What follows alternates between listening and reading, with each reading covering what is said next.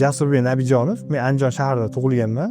1997-yil Inha universitetini 2019-yil bitirganman va hozirgi paytda IT sohasida 11 yillik tajribam bor va 7 yili professional dasturchi bo'lib, front-end, back-end, database va shunga kerakli narsalar hammasini o'rganib chiqqanman. Hammasi $10 dan boshlangan. Yevropada yashaydigan odam bemalol hozirgi olayotgan daromadga yashashi mumkin. YouTube'da bitta rus odamni ko'rib qoldim, Dmitriy degan, Upwork ishlar ekan, soatiga $100 topar ekan. Meni 1 oylik daromadimni 5 soatda topib qo'yar ekan. Va shundan keyin chet el bozoriga chiqishga harakat qildim. Upworklarda shu 5-6 barobarga daromadimni 1 yilda oshirdim. Prosta bozorni o'zgartirganimga. Va hozirgi paytda Xnet kompaniyasida San Fransiskoda startapda katta dasturchi bo'lib ishlayman. Hozirgi paytda O'zbekistondan turasizmi yoki boshqa yerdan turasizmi, zo'r karyera qurish ilojisi bor va O'zbekistondan turib $500 dan 15 ming, 20 ming dollargacha ishlar bor. Faqat biz tayyor emasmiz hali. Bizni bilimimiz yetmaydi va o'zimiz ustimizda ishlashimiz kerak. Men O'zbekistonda turibman, men katta daromad ololmayman deyishingiz mumkin o'zingizga. Va bu sizni to'xtatadi. Bu siz til bilishingiz emas yoki bilimingiz emas. Bu o'ziga o'zi gapirayotgan shunaqa o'zingizni pasvoy qiladigan gaplaringiz. Shular ustida, masalan, men videoda ko'rib bittada o'zgarganda, bu qila olyapti-ku. Biz nima kamimiz bor? Bu ingliz tilini biladi, men ham bilaman. Bu yozayotgan programmani men ham yoza olaman. Bizda kamchiligimiz yo'q. Prosta biz o'zimiz ustimizda ishlayverishimiz kerak. Tajribamizni oshiraverishimiz kerak. Yaxshi networking qilishimiz kerak va ilojisi bor-da. Masalan, siz deylik, u qishloqdasiz hozir, dalada yuribsiz. Telefondan boshlab o'rganasiz bo'ladi-da, hozir IT-da. Bu yerda sizni to'xtatadigan narsa bu miyangizdagi o'zingizni fikrlaringiz. Hech kim sizni to'xtatmaydi. Ingliz tilini ham hozir onlayn o'rgansangiz bo'ladi, IT ga ham onlayn o'rgansangiz bo'ladi. ChatGPT bor hozir, вообще zo'r narsa. Instrumentlar hozir juda ko'p. Hozirgi paytda masalan, shovqin ko'payib ketdi-da. Shovqin masalan YouTube, Instagram, Telegram, TikTok вообще ko'p. Men o'zim ham вообще ishlatmashga harakat qilaman. Ertalab, kunduzi, kech payt mayli. Lekin ertalab hozir shum juda ko'payib ketgan. Bular odamni charchatib qo'yadi. Shularni kamaytirish kerak. Hali muvaffaqiyatga erishdim deyman, chunki endi boshlamiz. Hayotda hali juniormizdiku, junior mindsetda yursangiz, o'sirasiz. Men seniorman desangiz bo'ldi, to'xtaysiz.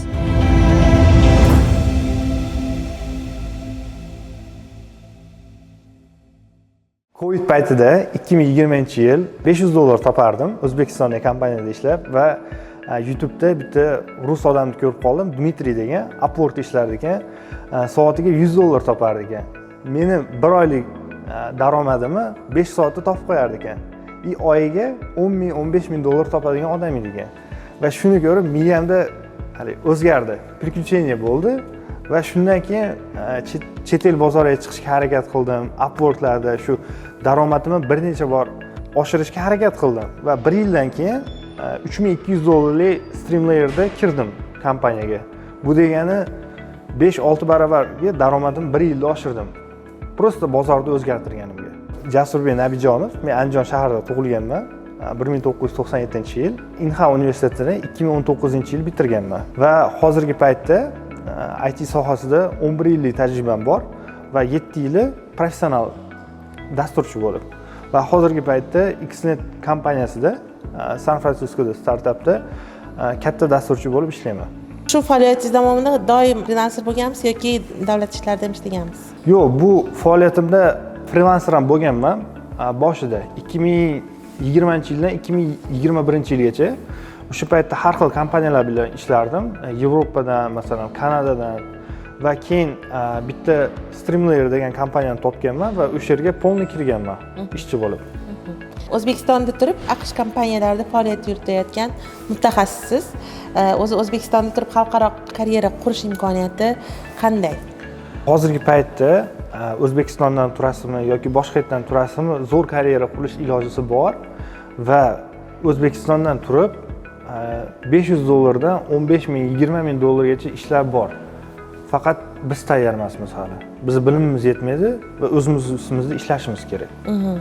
Siz 4 yil oldin bergan intervyungizda oyiga 3-4 ming AQSh dollari topayotganingizni aytgan ekansiz. Hozirgi holatingiz qanday? O'zgarishlar plyus tomongami darajasi? O'zgarishlar yaxshi tarafga va hozirgi paytda yana ham o'syapti.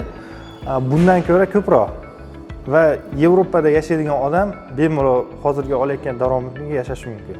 Endi точно sifralarni ayta olmayman, lekin yaxshi. Lekin hozir o'zim ustida to'xtamasdan ishlayapman har kuni. Masalan, bir necha soat va shu bir necha barobarga oshirish yana ilojisi bor hali. Yevropadagi odamni o'rtacha oylik ish haqi qanaqa? O'zbekistonda hamma bilmasligi mumkin. Endi dasturchi bo'lsangiz, masalan, 70 mingdan boshlanadi, 70 ming, 80 ming ketaveradi. Bir yilda. Bir yilda. Endi buni o'zingizlar hisoblab olasizlar. Daromadni oshirishda, umuman sizni muvaffaqiyatga erishishingizda katta rol o'ynagan omillar qaysi? Bu bilim, tajriba, til yoki mijozlar bilan ishlash qobiliyati? Birinchisi bo'lib, bu sizni o'ylash fikringiz. Masalan, men O'zbekistonda turibman, men katta daromad ola olmayman deyishingiz mumkin o'zingizga. Va bu sizni to'xtatadi. Bu siz til bilishingiz emas yoki bilimingiz emas, bu o'zingizga o'zingiz gapirayotgan shunaqa o'zingizni pastlay qiladigan gaplaringiz. Shular ustida, masalan, men ham videoda ko'rib, bittada o'zgarganda, bu qila olyapti ekan-ku, biz nima kamimiz bor? Bu ingliz tilini biladi, men ham bilaman. Bu yozayotgan programmani men ham yoza olaman. Bizning kamchiligimiz yo'q. Prosta biz o'zimiz ustimizda ishlayverishimiz kerak. Tajribamizni oshiraverishimiz kerak, yaxshi networking qilishimiz kerak va ilojisi bor-da. Biz ITda bugun daromadli sohaligini aytyapmiz. Yaxshi daromad topayotgan siz kabi qahramonlarni olib chiqyapmiz, lekin bilamizki, shu sohada o'qiyotgan, lekin kuryerlik bilan shug'ullanayotgan yigitlar yoki talabalar bor. Nima deb o'ylaysiz? Ba'zan ikkilanib qolamizda, biz to'g'ri yo'nalishdamizmi? Biz to'g'ri bu sohani targ'ibot qilyapmizmi deb. Nima sabab o'sha talabalar ham o'sha aytganingizdek bemalol erkin vaqtda o'zlarini ustlarida ishlab siz kabi daromad qilisha olaydimi? Nimaga ular bu yo'llarni tanlashyapti? Shu holatga qanday baho berasiz umuman? Men sizga tushuntirib beraman. ITda ko'pincha qanaqa bo'lishini va menda ham bo'lgan. Masalan, men ITda birinchi boshlaganimda professionalniy karyeramni oyiga $100 topardim, Inhada o'qib yurganimda yozda. Bu bir necha oy bo'lgan, lekin shu vaqt o'tgandan keyin $500 ga chiqqanman-da. ITda o'sish boshida tez bo'lmashi mumkin. Lekin mana ko'ryapsizki, bir yilda 5 barobar, 6 barobar oshirganman. Bitta tajriba bir xil. Ingliz tili ham bir xil. Prosta bozorda almashtirganman. Endi kuryerlikda srazu yaxshi pul topasiz, masalan 5-6 million topasiz. ITda bunaqa qiyin-da. Lekin masalan ITda aytganimdek $500 dan $15,000 ga chiqa olasizda. Shunisi yaxshi. Buning uchun nima kerak? Buning uchun aytganimdek sizni shaxsiy rivojlanish kerak-da, shaxsiy va professional rivojlanish kerak. O'zingizni tajribangizni oshirishingiz kerak, bilimingizni oshirishingiz kerak, ingliz tilingizni, yangi narsaga ochiq bo'lish kerak. Demak, biz qaysidir ma'noda o'sha ITni targ'ibot qilyapmiz, IT ta'lim olishni aytyapmiz. Biz to'g'ri yo'ldamizmi? O'zi IT kerakmi? Nima beradi bu? IT bu eng zo'r sohalardan biri. Masalan, men o'zimdan aytib beraman. Men hozir shu yerdan turib Yaponiyada yashashim mumkin, onlayn ishlashim mumkin yoki Braziliyalarda yashashim mumkin. Hech kim meni to'xtata olmaydi. Ishlayveraman. Ikkinchisi bu aytganimdek yuqori daromad. Chunki juda ham kam soha onlayn ishlab turib bunaqa daromadga chiqa oladi. Biznes qilmasdan turib, professional darajasida. Siz asosan freelansda faoliyat olib boryapsiz hozir. Ko'pchilik freelans pul bor, lekin kafolati yo'q deyshadi. Siz bu fikrga qanaqa qaraysiz? Birinchidan, masalan, Yandex chaqirganingizda shopperda reytingga chiqadi. Masalan, biz Upworkda ham ishlaganmiz va boshqa bir necha freelans birjalarda ishlaganmiz. U yerda har bitta odamda reytingi bor-da. Masalan, menda 100% dan 100% edi va top rated plus degan znachok ham bor edi. Bu degani katta klientlar bilan uzoq davom ishlagan. Shu bo'yicha sizni mijozlaringiz ham sizni tanlayveradi shu bo'yicha. Kafolat yaxshi bo'ladi shunda. 100 dan 100 bo'lsa zo'r.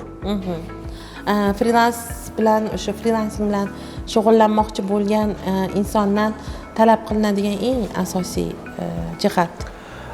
Hozirgi paytda bu ingliz tili va o'zingizni Yevropa bozorida yoki Amerika bozorida reklama qilishingiz, masalan, shu yerda kompaniyalar bilan bog'lanishingiz, shu yerda kompaniyalarga mos bo'lishingiz. Shularni qilsangiz ishga kirib ketaverasiz. Ish ko'p hozir. Endi hozir ish kam deydi, lekin masalan yarim yil ichida menga bir 30 tadan ko'p rekruter yozibdi. Bu degani oldingi yillarga qaraganda hozir ko'proq deb o'ylayman. Demak, ortib boryapti talab. Ortib boryapti. Lekin masalan oldin faqat front-end so'rardi. Hozir уже full stack yoki искусственный intellekt deydi. Sun'iy intellektni masalan bilishingiz yoki har xil AI modellarni o'zgartira olashingiz, shularni talab qilishyapti o'zi. O'zi IT bir insonning hayotini qanchalik o'zgartira oladi deb o'ylaysiz? Masalan, siz deylik, u qishloqdasiz hozir, dalada yuribsiz. Telefondan boshlab o'rganasiz bo'ladi-da, hozir ITda. Bu yerda sizni to'xtatadigan narsa bu mingizdagi o'zingiz fikrlaringiz. Hech kim sizni to'xtatmaydi. Ingliz tilini ham hozir onlayn o'rgansangiz bo'ladi, ITda ham onlayn o'rgansangiz bo'ladi. ChatGPT bor hozir, вообще zo'r narsa. Instrumentlar hozir juda ko'p. Faqat odam o'zi harakat qilishi kerak. Hattoki pul ham kerak emas. Hattoki internet bo'lsa bo'ldi. Internet bo'lsa bo'ldi. YouTube'da bor masalan, ChatGPT endi hozir pulli, lekin besplatniy versiyalari ham bor. Masalan, o'zim birinchi ishimda ishlayotganimda unchalik front-end backendlarni unchalik yaxshi tushunmardim. Inhad bitirganman, lekin u yerda yaxshi o'rgatgan, lekin bozorga tayyor emas edimda va $10 kurs sotib olganman. Va shunda polniy front-end, backend, database, shunga kerakli narsalar hammasini o'rganib chiqqanman. Hammasi $10 dan boshlangan. Hali $100,000 dan emas, $10,000 dan emas, prosta $10 dan boshlangan. O'zi hozir IT sohasida qaysi yo'nalishlarni daromadli deb ayta olasiz? Masalan, shu sohada faoliyatini boshlayotgan yoki boshlashni istayotgan mutaxassislar nimadan boshlash kerak? Hozirgi paytda juda ham talab kuchli bo'lgani bu backend deydi. Backend, DevOps degani bor. Masalan, serverlar bor. Serverlarda stabil ishlashini ta'minlaydigan odam DevOps masalan. Hozir sun'iy intellektni ishlab chiqaradiganlarga juda talab katta. Data bilan ishlaydigan odamlarga juda talab katta. Hozir bozorda bunday ko'rsangiz, основной ishlar shularga bor. Masalan, hozirgi professional bo'lsangiz, o'zingiz ustida ishlayversangiz, masalan, bilimlaringizni oshiraversangiz, ish ko'p hozir bor. Misol uchun boshlang'ich $1000 daromadga chiqish uchun, aytaylik $1000 hozir O'zbekistonda o'rtacha bir yosh inson yashashi uchun yetarli daromad deylik. $1000 daromadga chiqishi uchun qancha vaqt talab qilinadi va bu o'zi realmi o'sha boshlayotgan odamga? Men ko'rganingizdek, masalan, Inhadni bitirgan ko'pincha studentlar hozir oyligi juda balandda. O'zbekistonga qaraganda, masalan, 3000, 4000, 5000 ketaveradi. Masalan, 1-2 yilda bemalol $1000 ga chiqsangiz bo'ladi. Faqat o'zingiz ustida ishlashingiz kerak. Sizga hech kim, masalan, mana $1000 oylik deb apki bermaydi. O'zingiz harakat qilib chiqasiz, masalan, bittasi yo'q deydi, 10 tasi yo'q deydi. Lekin sekin-sekin o'zingiz ustida ishlaverganingiz kari уже 20-si xo'p deydi. Kirasiz. Oshiraverasiz уже. Bugun tengdoshlaringizni umuman salohiyatini qanaqa baholayapsiz? Yoshlarning salohiyatini. Hozirgi paytda masalan juda ham shovqin ko'payib ketdi-da. Shovqin masalan YouTube, Instagram, Telegram, TikTok вообще ko'p. Men o'zim ham вообще ishlatmasga harakat qilaman ertalab, masalan. Ertalab, kunduzi, kech payt mayli, lekin ertalab hozir shum juda ko'payib ketgan. Bular odamni charchatib qo'yadi. Shularni kamaytirish kerak. Maqsad, rejalaringiz ustida ishlab turib, shularni erishish kerak. Freelancer bu vaqtini o'zi taqsimlaydigan inson, ya'ni o'zi boshqaradigan inson. Siz o'sha vaqtingizni boshqarishda nimalarga e'tibor berasiz? Umuman kuningiz qanaqa taqsimlangan, qanaqa rejalashtirilgan? Birinchisi bo'lib bu uyqu yaxshi uxlamasangiz baribir ham juda miyangiz 100% ga ishlamaydi. Bu 7-8 soat sifatli va bir vaqtda uxlashingiz kerak. Masalan, 11 dan 7 gacha yoki 10 dan 6 gacha. Shunda miyangiz 100% pikka ishlaydi. Men ham shunga harakat qilaman. Har doim ham bo'lmaydi, lekin masalan 80-90% payt shuna rejimda yashayman. Keyin men o'zim ertalabda sport bilan shug'ullanaman, chunki frilanserlar bular uyda yoki ofisda o'tiradigan, juda kam harakat qiladigan odamlar. Bularda sog'lig'i sekin-sekin pasayishni boshlaydi. Sport qilmasangiz, masalan, o'zingizga e'tibor bermasangiz. Sportdan keyin masalan 10 varaq kitob o'qiyman. Keyin bir necha ishim bor, asosiy ishimni boshlashimdan oldin. Shularni qilaman va shuning uchun pik rejimda ishlayman. Shu ishda masalan 6-7 soatlab asosiy shu Xnet mobilda ishlayman hozir. Shu yerda yaxshi ishlayman, juda. Shaxsiy hayotingiz haqida ham ozgina aytib bering, ko'rib turganlarga bizani. Uylanganman. Xudoga shukr deyman. Вообще zo'r hammasi. Ota-onam Andijonda. Ular ham juda katta anaqa hissa qo'shgan, chunki Andijondan Toshkentga o'qishga jo'natish masalan 2014-yilda o'zimiz jo'natgan, shuncha kontraktlarimizni to'lagan masalan. Juda rahmat deyman. Juda shu darajaga yetish uchun ancha harakat qilgan ular ham. Hozirgacha harakat qiladi masalan. O'zi kim bilan ota-onangiz qaysi sohada? Ota-onam doktorlar. Vrach. Dadam professor, onam ginekolog.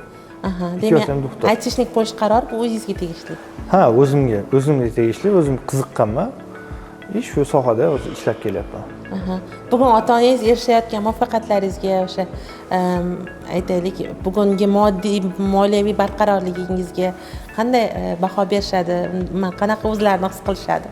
Menimcha yaxshi, faxrlansa kerak, chunki onlayn ishlash, masalan, chet el bozorlariga bu boshlanishida, hozir biz boshlanishidamiz. Hali muvaffaqiyatga erishdim demayman, chunki endi boshlamiz.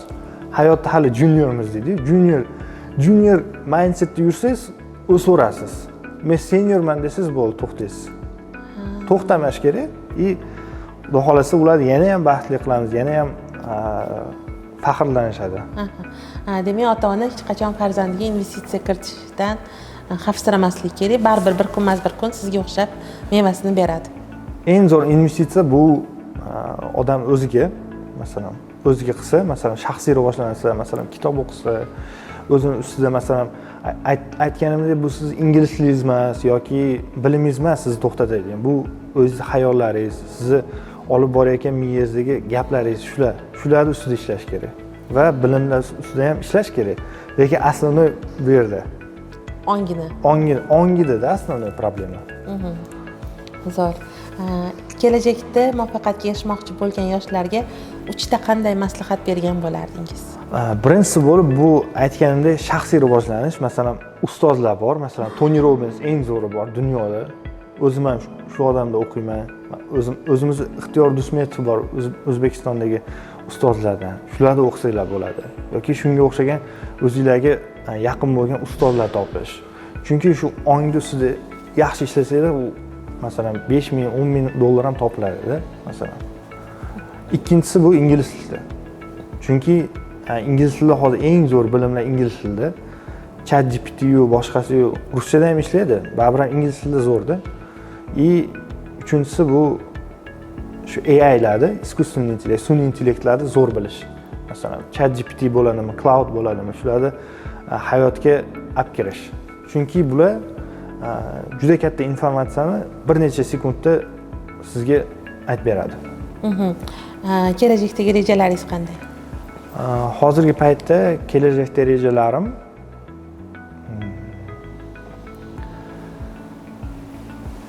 yana ham kuchliroq dasturchi bo'lish. Masalan, hozir senior deydi, senior bo'lsak, staff principal darajasiga o'tish. Bunda to'xtamaymiz.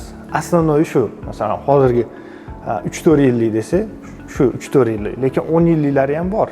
Lekin ular hozir ular ustida ishlayapmiz. Yaxshi, rahmat kattakon vaqtingizni ajratib kelganingiz uchun va mazmunli suhbatingiz uchun. Rahmat katta sizlarga.